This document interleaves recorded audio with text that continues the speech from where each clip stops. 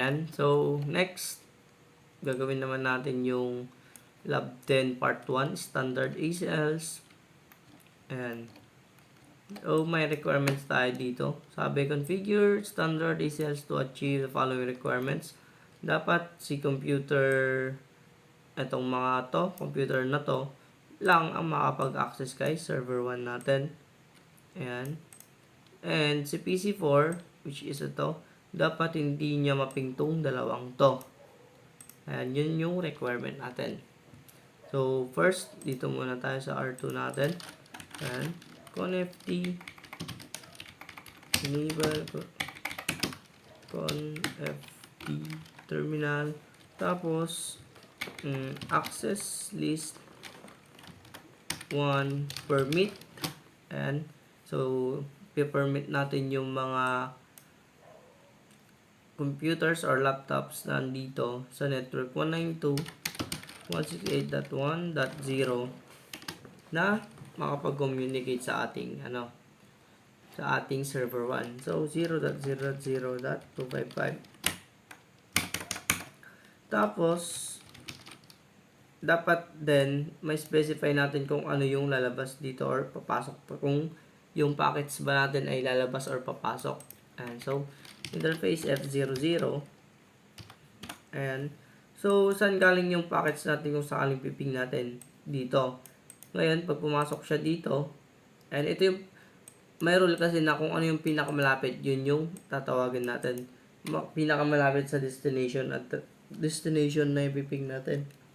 So, since pinakamalapit si F00 sa server 1 natin, siya yung i-call natin or aanoin nating interface. And so, interface F00. Tapos, IP. Okay. Group 1. Tapos, out. Kasi nga yung packets natin is lumalabas sa interface na to papunta kay server 1. Kaya pa-out siya. Next is, doon naman tayo kay R1. Enable ConFT. Ayan. Tapos, IP.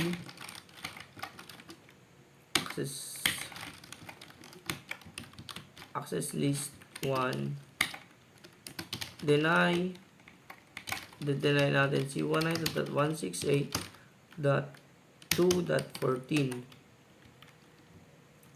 IP access list 1 deny host and deny host or sobra. Bakit? IP access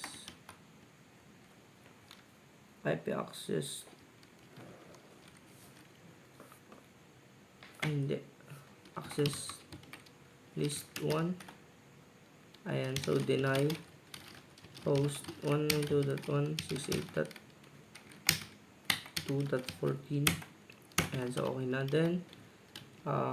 Access list 1, access list 1 permit any.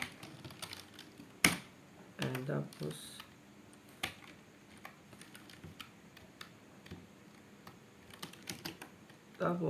interface F00, then IP access group 1 out. Check na rin si 2, parang mali yung mali ito eh. Yung tama access. So ayan, ngayon try nating i-ping 192.168.3.100. ito yung server 1. Request timeout. So yan, may connection na siya. Try din natin si PC2 kung gumagana nga ba. 192.168.3.100. And so may reply din siya.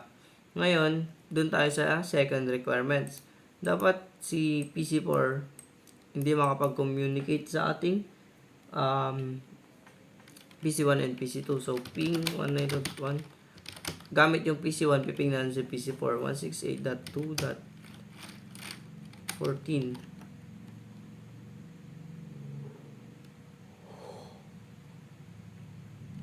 or nagre-request timeout siya. Meaning, hindi siya gumagana. And so, try natin si .2.13.